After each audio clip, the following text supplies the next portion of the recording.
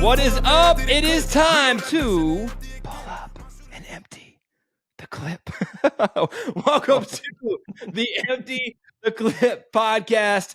No filter, no bullshit, all things revenue. If you are here, you are likely a executive or revenue leader for a 7, 8, or 9 figure or multi-billion dollar company. And we're here to bring you the value and do it in a condensed format. I am the host of this here podcast, JJ Russell.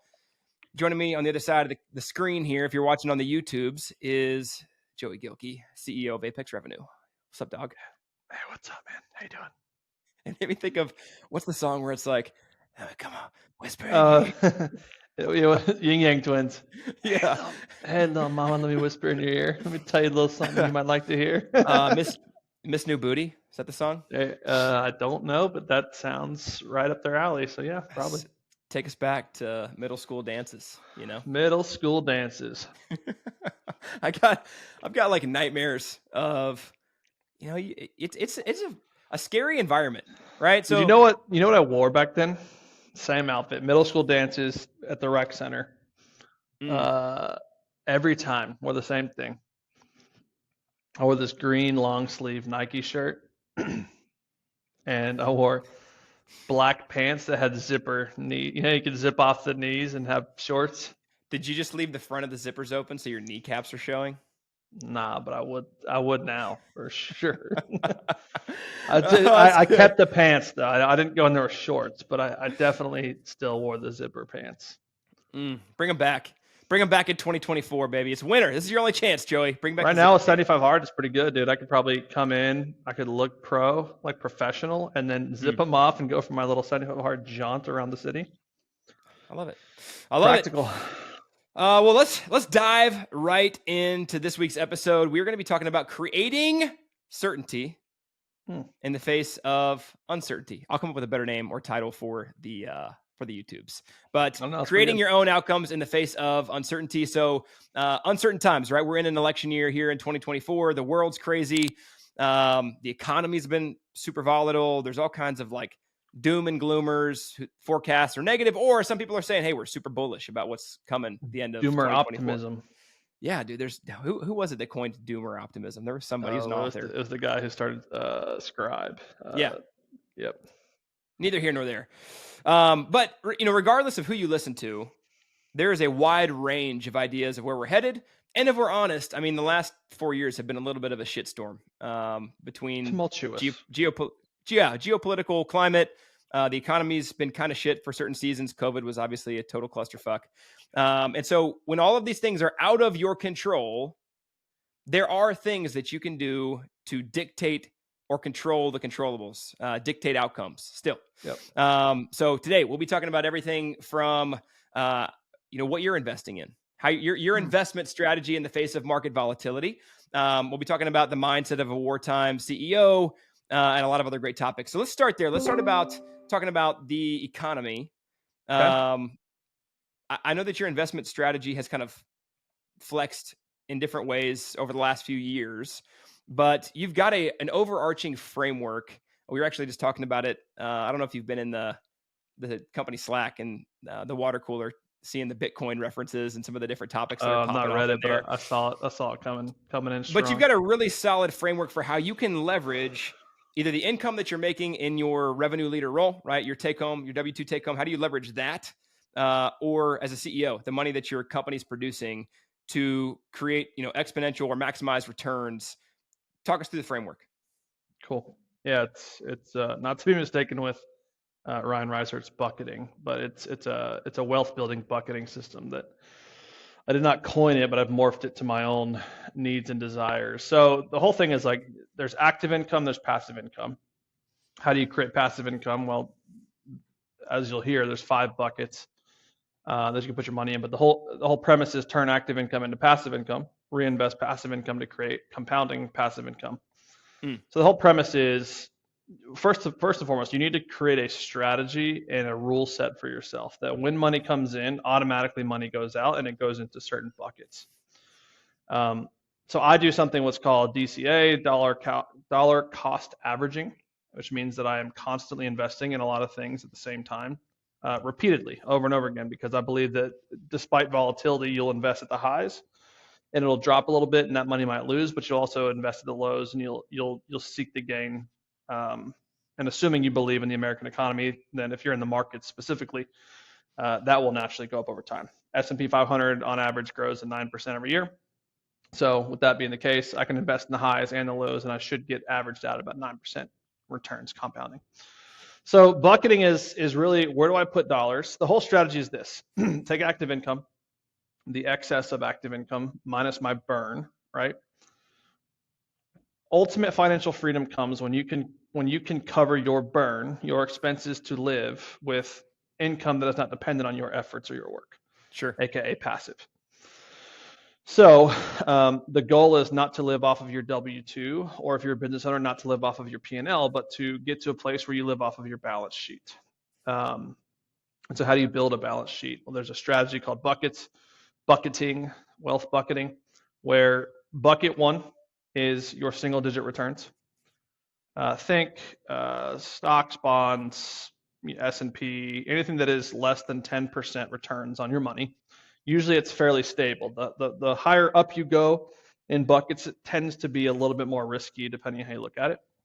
Bucket number two is double digit returns. Think of this as your real estate investments, right? So right now my real estate portfolio is spinning off about like 11.7%, but on average call 12. So that's a double digit return. Airbnb spin off about 18%. Then you have your third bucket, which is your triple digit returns. This is your 100%, right? I put $1 in, I get at least another $1 out. So this is your higher yield type of investments. Think maybe a little bit more volatility with a lot more upside. So think of risk and reward. So think of your crypto gains. Think of mergers and acquisitions, right? Buying companies, investing in companies with outsized returns. But also think of reinvesting in your businesses, right? If I know that I can put $1 into my sales team and get $3 out, that's a 300% return. That would be a third bucket investment. Or ads. If your return on ad spend is a 3x or a 4x, then you put $1 in and get 4 out, right? Your fourth bucket is your 4x returns. These are your massive outsized returns, your 1,000% and up, right? 10x or more on your money. And then your fifth bucket, you don't put money into it per se, but if you do all the 4 buckets right, the fifth bucket is infinite returns. You don't put money in necessarily, but you get money out. So therefore, it's by definition an infinite return. So what you do is, the whole strategy is, you want to DCA or invest your money repeatedly into these buckets. Now, what I tend to like to do is invest in my safe bucket one, single digit returns that I know are very, very stable, or at least perceived stability. Take those returns and do a reuptake process, right? So everything comes into active income, goes into buckets. The gains that I get from those buckets should be reuptaked. That's a real word. Uptooken, and thrown back into the bucketing system. However, what I tend to like to do is say, if I have gains in my single digit return, I want to take those gains and put them in a double digit risk return, because I'm playing with house money at that point. And so that's how you can really start to see an exponential growth in your money. And so I'll take my money, put it in, like I have a wealth team who they will siphon 30 grand out of my account every month, and it goes into my Schwab account, which is more my markets. Okay. This is also like whole life insurance. I invest in whole life insurance. It's a whole other conversation. But take that money, put it into single digit returns. When that spins off, let's say it's for round numbers, like 5%. If I put 30 grand in, then I should see a yield every year. That's 360 grand a year. I should see a yield roughly of about 18. Is that right? 18 grand. I should put that 18 grand, and then I should put that into a real estate fund. Now, I have allocations, right? So let's just say I make 100 grand in a month. I'm not saying I do, but let's just say I did 100 grand and my burn is 30,000. I want to put to work about 70 grand into these buckets. So I'm going to put a larger allocation, about 35 to 40% into my single digit bucket. I want to put maybe 25% into my double digit return bucket. And then I'm probably going to do another smattering of third bucket, 3-digit return, and 4-digit return, 4 bucket. And your whole goal is to basically compound that money, put it into the next bucket to the point where this money is now, every dollar has not just one job, but 2, 3, 4 jobs. And so when you do that, it creates a compounding effect to your wealth building.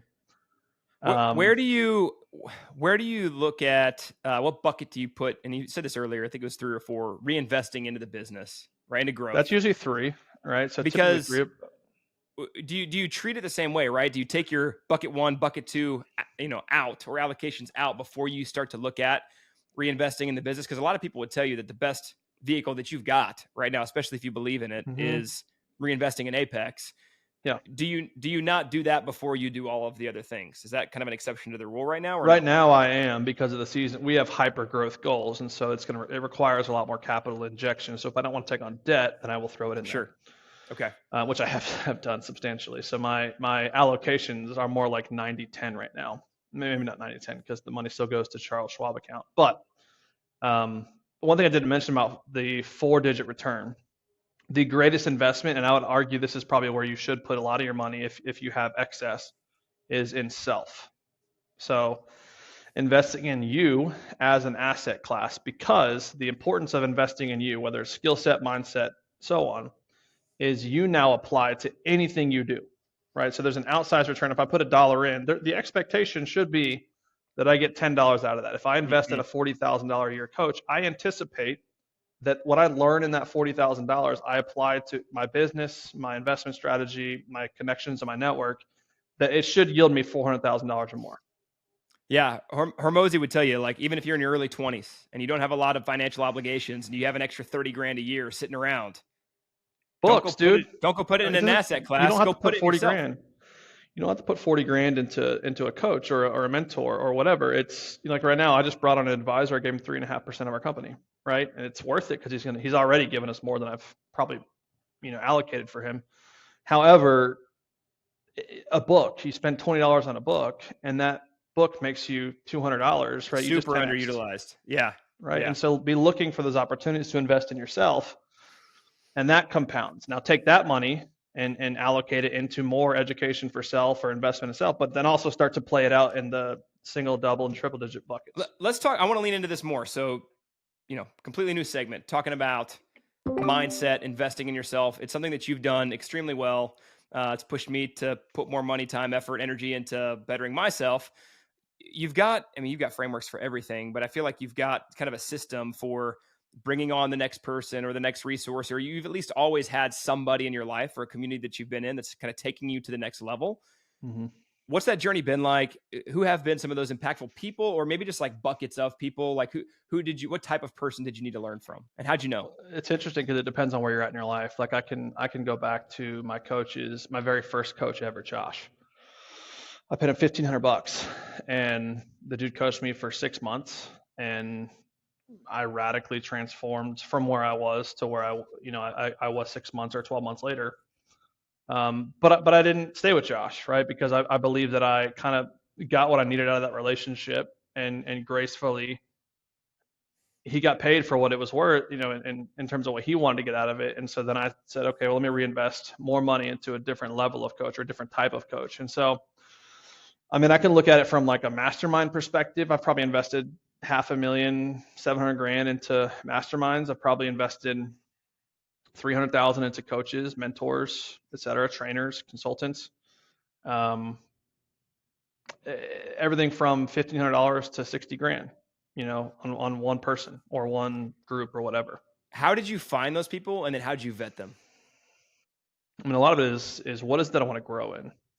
Who does that exceptionally well? You don't have to take everything from anybody. So there are some people who I would not admire who they are as a husband or a father, and I would not take advice from them in that category. However, they're an excellent CEO. So what is it I can extract from their wisdom and their knowledge? At the end of the day, people that are shitty role models but make great presidents. Yes, exactly. At the end of the day, man, like I truly believe that everyone has something to offer. Now, on the value scale, that's going to be different, but I think I have looked and searched. So here's what I would do. If I was you, I would get into a community of people, right? It's usually a one-to-many type of environment, and I would network the hell out of that environment, and I would look for key people in that group that possess things that I want, skill sets, mindsets, lifestyle, whatever it might be. And then I'll just go one off to them and say, hey man, would you be willing to do something with me? Or talk to your peers. Hey, who have you invested in that got you from here to there? And just network around. I mean, at the end of the day, your network is incredibly important for finding those coaches. And so a lot of people don't even know where to start. Go somewhere where there's volume. Start there. It may not be the best group possible, but there's people in that group that I certainly would put money on the fact that they can elevate you. If you were to dig through the mental archives, unprepared here, Okay. and try to surface some of the golden nuggets, the words of wisdom or concepts or ideas that you've taken away from some of these mentors or masterminds or whatever, maybe it is just relationships that you've gotten out of them. What are some of those top takeaways that have been most impactful on either your business, revenue journey? Your convictions are never worth compromising on. Learned that from a mentor of mine. Cool. People cannot sit in the seat if you currently sit in it. Meaning, if I want to delegate a particular role or a seat, I can't just tell someone to do it and still keep sitting in that seat, right? Because our fear is that if I jump out of that seat, they're going to be 50% as good as me. Well, yes, that is true. But if they sit in that seat, they're going to have time to acclimate to the seat, get better at the seat. And then eventually they can be 70, 80, 90, 100, 120% as good as you, but you're no longer doing the work. Yeah. Right. And so be willing to get up out of the seat that you want someone else to sit in. You can't both occupy the seat at the same time and expect them to grow like you want them to be what you want them to be. Don't lose money was a good one. I like that. I like that. It's obviously a Warren Buffett thing, but I think it's trickled down, over the years. But don't lose money, because you think about it. If I lose $1, let's say this: if I lose 50% of my money, it requires me to now make 100% gain on the money remaining to get back to where I was. Dang. Right. So if I invest 10 grand and I lose 5 grand, I now have to take the 5 grand remaining and make 200% on that just to get back to that 10 grand I initially put in. And so we don't think about it that way. We think, oh, well, the return, this is why they talk about asymmetrical bets, right? So I want to put money in where my downside is lower than my potential upside. Yeah. Because if your downside is a certain way and your upside is matches that, then if you do lose money in your downside, your upside is going to take twice as long to get back to where you were. What's the worst investment you've ever made? Giving equity or partnerships. Yeah. So we teased it out a little bit on our old podcast, but I mean, you've taken on multiple pretty substantial equity partners who brought seemingly a lot to the business, and then just were not up to the task. And then the divorce was shitty. I would say I've only really had one bad one, right? I've had other ones that were good for the season. They were expensive to buy out, but they were never going to get me to the level that I'm at today or the level that I will be. They just couldn't. Yeah. There was one in particular where we went backwards, and so I didn't get anything out of it. I actually got a negative return off of that partnership. And still, I would say to this day, still climbing out of a hole, not financially so much, but just infrastructurally, culturally, et cetera, from the business. And I love him to death as a person, but in terms of business partner, it was a terrible investment. Makes total sense. Last thing on mentors, communities, thought leaders, anybody sales or revenue specific that you've, not necessarily from a book, but like in a one-to-one capacity, learned a shit ton from? Nobody you guys would know. Yeah, I mean, I have so interesting. The first ever CRO that I sat underneath when I was building the sales department for a commercial risk management insurance company. I learned probably the most about relationship selling and account-based selling than I could have ever learned through a book or a course or whatever. And so he was an asshole, but I learned so much from him that, again, take what you can get out of it and then get out. That's what people are saying about our podcast. Guy's an asshole, but I learn a lot. That's Mm-hmm. hilarious. Mm-hmm. So there's that, and then I think there's really good influences. I wouldn't say I have taken outsized returns out of my time with that. Well, that's not true. I mean, Kevin Dorsey is a good example of someone who I respect a ton. He's a peer of mine. He's a friend of mine, but I can take from my peers as much as I can from my coach. Yeah. I think Kevin Dorsey takes a lot or gives a lot to the marketplace. That even in my, he flew to Knoxville. We spent a couple of days together and hung out. Like even in my time with him, hopefully I gave to him as well. But I think ultimately, like I took some solid principles out of my time with him. No, it's good. Hopefully, if you're here, you're learning from this podcast, right? Hopefully, this has become a source of insight for you as you build out your role within the organization or build your organization as the leader, executive CEO. If you want more insights into your sales department, this is a unashamed push for come take a meeting with us at apexrevenue.com. Some people take us up on it. Some of you guys have been listening for forever and just haven't taken that step to have a call with a VP on our team. But if you want to understand the market better than you've ever understood it, what's actually going on, why sales departments are less profitable than they've ever been, what it takes to make them profitable, and get a look at your data and where the biggest gaps are in your current sales operation, come have a conversation with me or one of the other VPs on our team. You can book at apexrevenue.com or even just go get some good information there. Would love to have a conversation with you. Come check us out. All right, Joey. So in the face of uncertainty, right, when shit is hitting the fan, I think it's probably what sifts the good leaders from the bad, right? Like you really just start to get a look at like, what is this person made out of? Yeah. What type of leader are they? A mentality that you started to cling on to. I'm pretty sure there's a book that it came from. You can remind me, is this idea of being a wartime CEO. That's actually a book title, isn't it? No, it's a chapter in The Hard Thing About Hard Things. Okay. Not read it yet, clearly. Chapter 7, I think. Okay. Chapter 7, Hard Thing About Hard Things. Talk about the concept. What is a wartime CEO? Where have you felt like you've had to embody it in your career or with this business? Yeah, I mean, it all comes down to like the mindset you have when things are hard. And what's interesting is I think that you need to possess this mindset when things are easy too, right? I think that you should never, because eventually you will create your own wartime if you let off the gas. And so the basic premise I've taken away from it, shameless plug on the swag that's coming out. We've got a hoodie that has this dope graphic on it that says this phrase, but it says, do what is required. Do what's required. So what does that mean? Well, success has one criteria, right? You could talk about like, oh, how to be successful. You run ads, you build a sales team. No. Like there's literally one criteria to be successful, and that is to do what is required for success. I know that sounds like this 30,000 foot view opinion, but it's a lot of us know deep down or have a hunch or know where to get the answer on what is required of me in this situation. Unfortunately, most of us get in this place where we are afraid to do what is required because what is required sometimes makes people uncomfortable. And so practically, I mean, let's go back to this business partner. What was required was for me to bite the bullet, buy this guy out of his equity, strip down the company to its bare bones, infrastructure, and rebuild the entire thing. Amidst some tumultuous times. It meant I had to do some layoffs. It meant I had to do some restructuring. It was not a fun thing to do. I did not enjoy it, but it was a profitable thing to do. Not financially profitable, that was, but it was the right thing to do for the health of the company.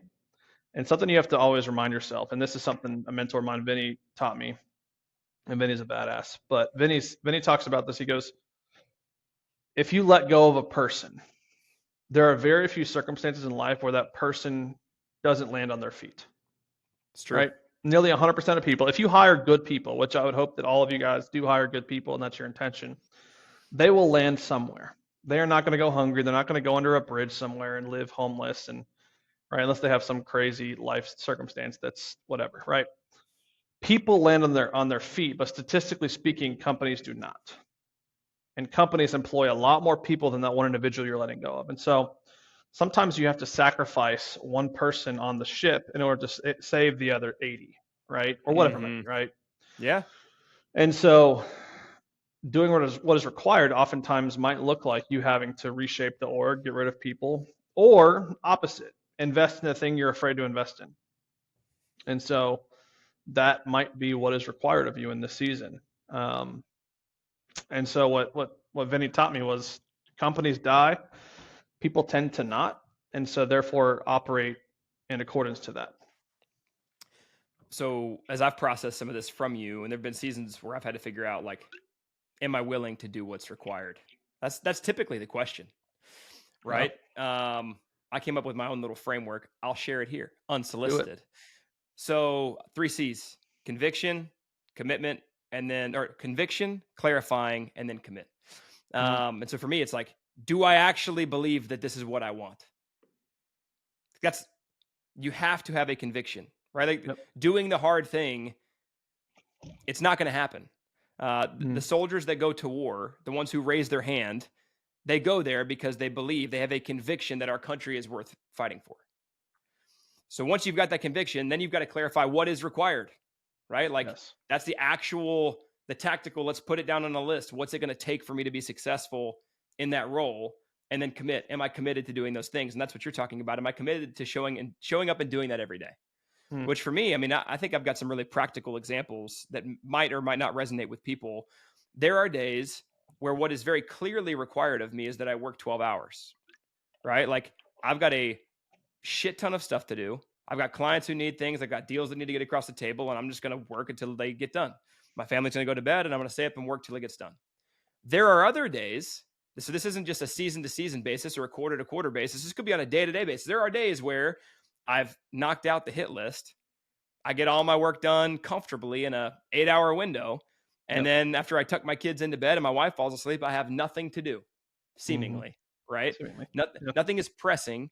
I could take that time and fill it with a bunch of things. I could binge watch a TV show, read a book that's pointless, listen to podcasts that aren't actually going to help me get where I want to go, and just fill my time with nothingness. Or I could continue to keep that frame and mindset of doing what's required, even in the seasons that are easy.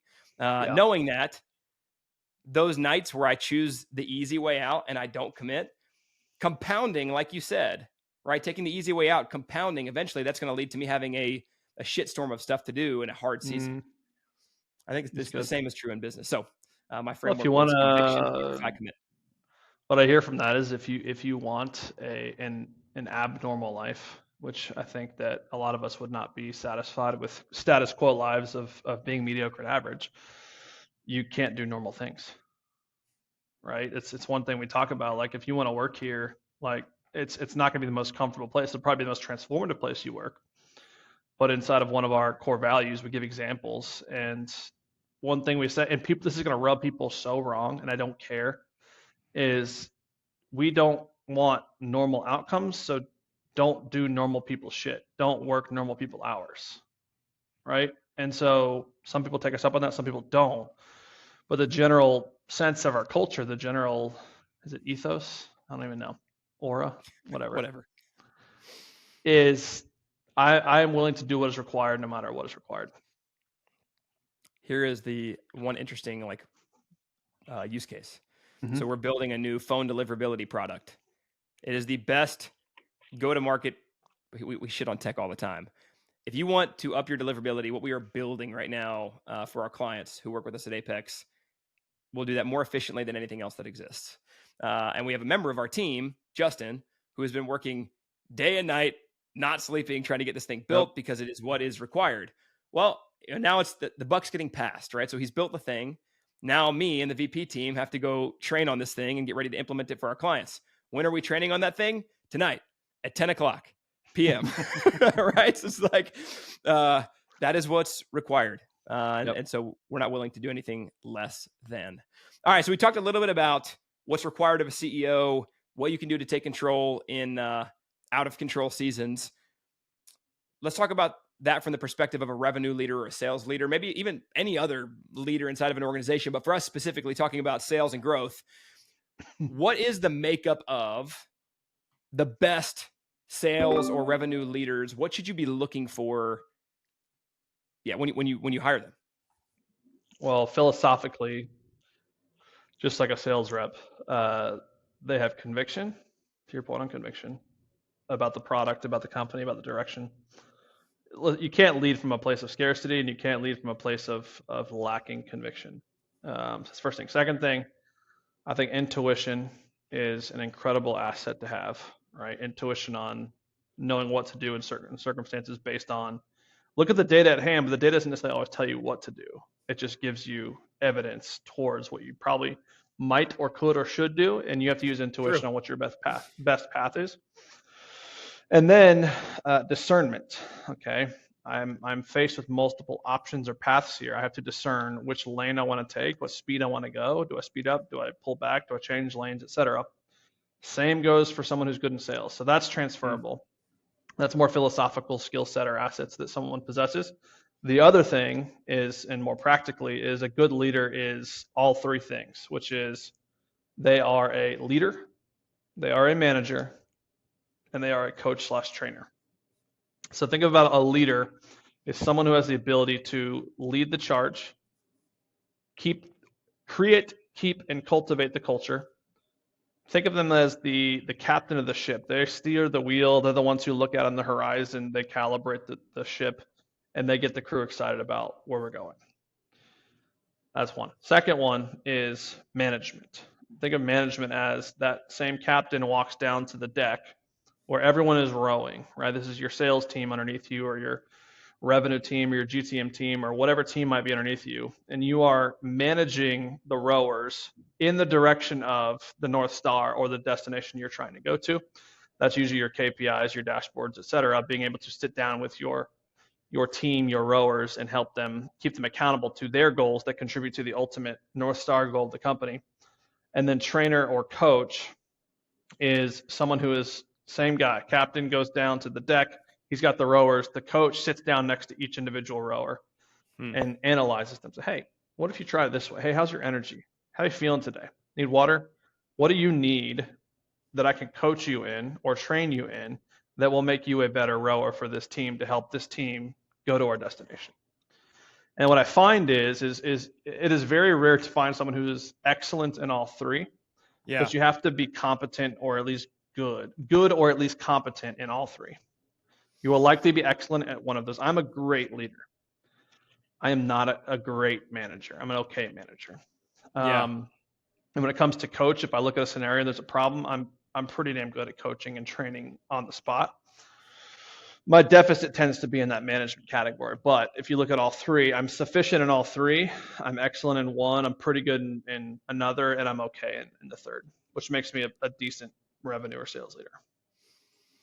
Yeah, the issue is, how do you not get fooled in the interview process, right? Like, because seeing the outworkings of the actual hands-on implementation of all three of those things, you're not going to really know until you get a few months in with somebody to see how are they managing the team. So if you're looking to hire somebody and vet them for these criteria, how are you snuffing that out ahead of time? Well, Greg Alexander wrote a really good book that was based off of another book. So I think he co-authored with the original author. It's called Top Grading. Okay. This was something beneficial that that partner, whom we will not name, brought to the team. I do think there's an aspect of what's called top grading that helps you snuff out inconsistencies or red flags. And so the whole premise of top grading is basically saying, hey, in the interview process, right? Do your typical interview process, but then what you want to do is you want to go 3-4 roles down. And you want to start with that role and say, okay, let's just say it's ABC company. 4 roles ago. Why'd you take this job? Why'd you leave the job prior to? What would you say your superior or someone above you or next to you was your greatest strength? What was their name? John? What would John say was your biggest pitfall? And then you want to pull on that pitfall. Okay, great. Now, why'd you leave that job? Give an answer. Okay, then why'd you take this next job? So go to the next roll up. Let's say it's XYZ company. Same thing. Why'd you take it? What would you say was good? What would you say the person next to you or above you said is bad? And you do that for every role up until present day. And what that does is you start to find patterns.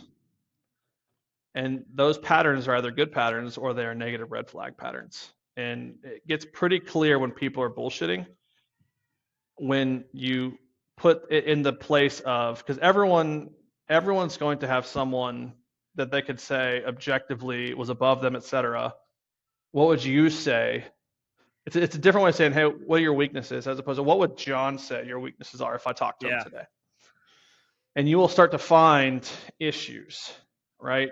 Might be even in that question of why'd you leave? I wasn't making the money I wanted to make. Why? Was your compensation plan broken?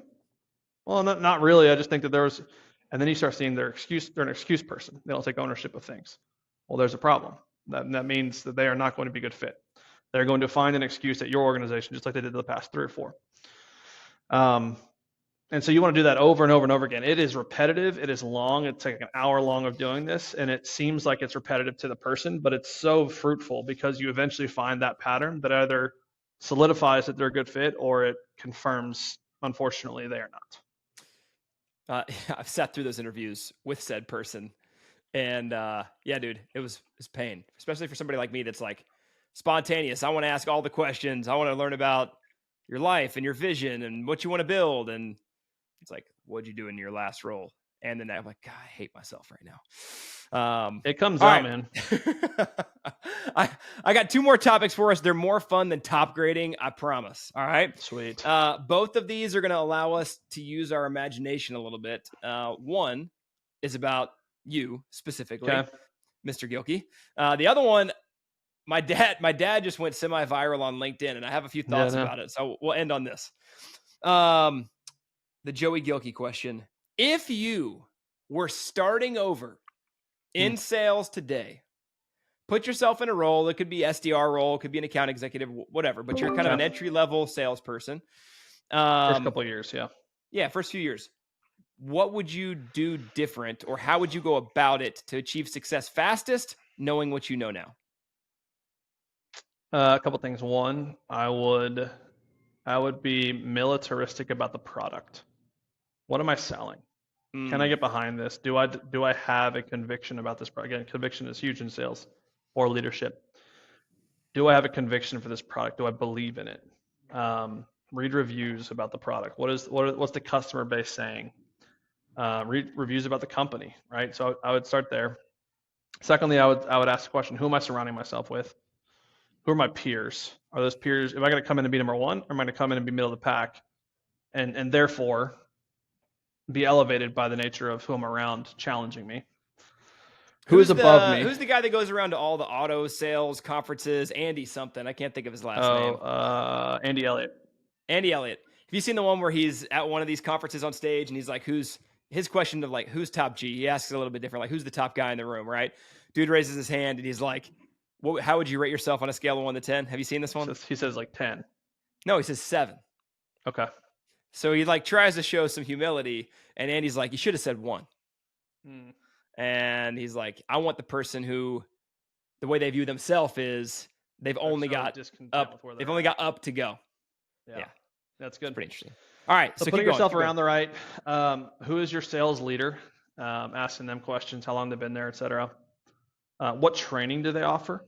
So not just who am I around that I can absorb through diffusion, osmosis, whatever, but what training? If I was in my early stages, I would go somewhere that requires high activity but has high support as well. A lot of challenging. I'm very fortunate. My very first role in sales, it was a 13-week training program. They sent you to corporate in week 5 or 6. They put you in a pressure cooker type of environment. Is that Tech Systems? Okay. They train you on a ton of stuff. And by the end of 13 weeks, you either made it or you got kicked out, right? And so I would go for a place that's going to give me as much tangible and objective training as possible because I don't have it, or at least I've not had it. And so I would look for a lot of those things. I would look for upward mobility. I don't think it's that important to have upward mobility in the company, but I do think it's something to ask questions around. And I would ask questions about, give me an example of a rep who came in and within 6 months was crushing it. What happened to them? Where are they at? What are they doing? And if that person is now elevated, or if they tell you that person is, and they're now at a bigger job somewhere else, like that's a good sign. So I'd probably start there. That's good. That's good. Anything that so with those being your examples, how close does that map to what you actually did when you started in sales? What were the biggest missteps that you took in your first job? I didn't ask about my leader. I had a pretty good sense of who I'd be around. I was fortunate. I elevated very quickly because of my networking ability got me into a role that was more than the entry level role for sure. But I didn't really ask a ton of questions around who would be leading me. I did appreciate their training out the gate. I did look at upward mobility. I mean, there was account executives making 400 grand. You know, I can still see her now, Samantha. She was just a shark, and she was killing it. But what I didn't know was it took her 8 years to get there, and so I would have asked more questions around churn. I would have asked more questions around timelines of people getting there. But I did not have a good leader. I had good training, but the training was very like modularized, and then like you get thrown into a bunch of role plays. My leader was a super nice guy. I still keep up with him today. He went somewhere else afterwards. But he was not a good leader per se. He just made me feel good about myself. Facts over feelings, baby. And I did not have a conviction over the product. You know, I think recruiting, especially IT recruiting at the time in which I was doing it, where there was really low unemployment rates, it kind of cannibalized itself a little bit, where because there was such a low unemployment rate on IT, especially the IT that I was recruiting for, the type of developers, I was always stealing someone from somewhere else and putting them into a job that my company said was a better role for them that was not always a better role for them. Yeah, it's interesting just to think about like humanity, right? Like us as people, we naturally sell the things we believe in.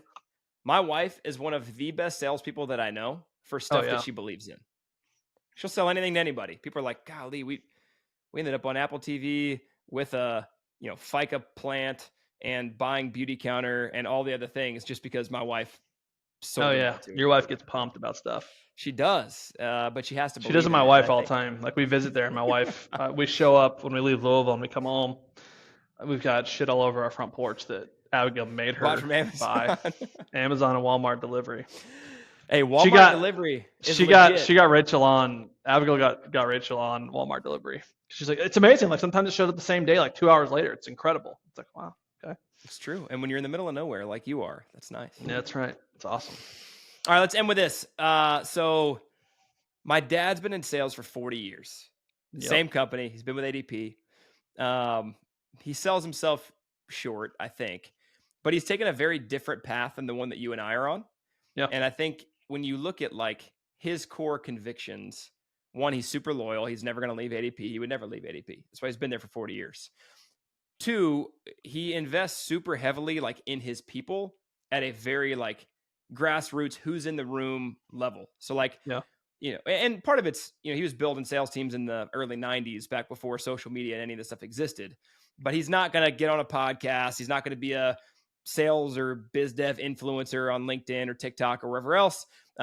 He's just very much present with the people that he's with. But what I'm starting to see now, and I've been seeing it for the last 10 years, is you got people coming out of the woodwork, like the CEO of ADP, who he hired 27 years ago, and all these people that are now doing, big things. They're all VPs of sales for enterprise Fortune 5,000 type companies, and they'll come out and say stuff on LinkedIn or in his text messages or emails. He's nice enough to share them with me, where they're like, "Hey, man, you made like the biggest impact on my life of anybody over my career." Yep. And so I think it kind of goes back to this conviction idea of like, what do you want to do in business? I don't even know if my dad really clarified like that question, but he clarified his principles, right? The code you talk about. Yeah. He had a code, and it was his faith and family were most important. He was going to talk about those things at work. He was going to show up and work harder than anybody else. He was going to have a strong work ethic. He was going to operate with integrity, and he had a couple core like teachings that he's just perpetuated over and over and over again. So my thought here is, we're always looking, I feel like, not even a negative way, but like, what's the next thing? Yep. Right. Like as we build our businesses, we need to innovate. As we scale our sales teams, we need to look for the principles that scale over time consistently, but like what's the new way to deliver on the phone or whatever, right? What's the next tactic? And I think that an underrated thing in leadership, in business, in sales, whatever, in life is like being committed to the same thing consistently for 40 years and seeing the downstream Yeah. implications of executing day in, day out. Do you have any experiences like that? Or do you have any people in your life that you've seen that from? Or is it something even that you aspire to, maybe in a way that people here don't get a purview to see because we're catching 6 months of your life and not the next 40 years of your life? Like, is that type Right. of consistency and code something that you've thought about? Yeah, I definitely have a code. I would say that I'm relatively inconsistent because I'm creative visionary type, and so I naturally think that or maybe I do. I think that my ability to look around a corner means that I need to act upon that, right? As opposed to just saying, no, like the fundamentals at scale consistently over time is true. And so therefore, you don't always have to optimize and solve every problem as they come. I think the principle shouldn't waver ever. Conviction shouldn't waver ever. I mean, it's the thing I talked about, like convictions, you should never compromise on your convictions. That should never waver. Sure, certain platforms will change. What's funny about sales is the platform changes, but the strategy never does. It's true. It's like, it's the fundamentals, and it will always be the fundamentals, and it will never change from being the fundamentals. Doesn't matter how complicated you want it or what sophisticated thing you want to introduce to your process, like you will always come back to the fundamentals that scale consistently over time. And so it is something I've actually had a conviction about this year specifically, on like, we are not where I want us to be because of my inability to commit to the fundamentals that scale consistently over time. So yeah, it's something it's more of an aspiration for me. My dad is similar to your dad, and your dad's certainly more like, in a different respect, but like a more of a people person. But my dad has been with Home Depot for 35 years, I think. And similarly, like the CEO or the SVPs of Home Depot were people he hired, and he's chosen not to go above a certain. He's still a pretty high level, but he's chosen not to go above for personal reasons. Again, he didn't want to. Your dad could be much higher than he is. My dad could as well, but family was a huge deterrent from going all the way to the top of the ceiling or all the way to the top of the ladder.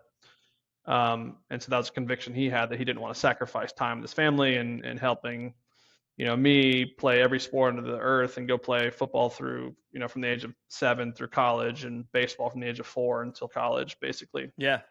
And then same with my sister, who was a volleyball player. He didn't want to miss any of that. And so he sacrificed his career to some degree, still makes pretty good money, and he's successful in his own right. But it's always been admirable. Like, the dude's just committed to the game that he's played, and he keeps playing, and he innovates, when he has to, when the market shifts or whatever. But he's still a handshake relationship guy. He's not trying to scale anything. He's done the fundamentals very well, and he's the #1 national sales director in the company for like 17 years running.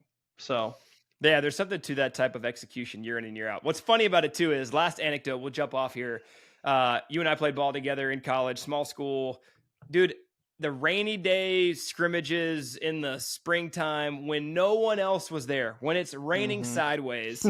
Oh yeah. The only 2 people in the stands who had, taken time off work because this was important to them were both of our dads. They both drove 3 hours from Atlanta to come to our college to watch our shitty practice. I remember sitting in the locker room before one scrimmage, and somebody was like, dude, ain't nobody going to be here today. And you and I were both like, our dads are going to be in the stands. Yeah, they'll be and there, we run out there, and they're both still sitting there. So, they're sitting there under their umbrellas.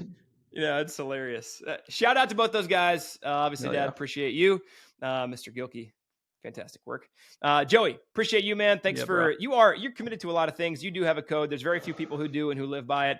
And I appreciate the chance to learn from you day in and day out. To those of you listening, thanks again, as always, for your time and attention. Hopefully you have a chance to build a code if you don't already have one, to live something day in and day out that you have conviction about, that makes putting in the work that's required worth it and doable. If you don't, go build one. Go sit down with a cigar and a glass of bourbon on your back porch and write down some shit. We will see you here next week, as always, for next week's episode of Empty the Clip. Until then, rate, review, subscribe. We appreciate you. See you soon. Empty the Clip. Pull up. Bye. Pull up and empty the clip. Pull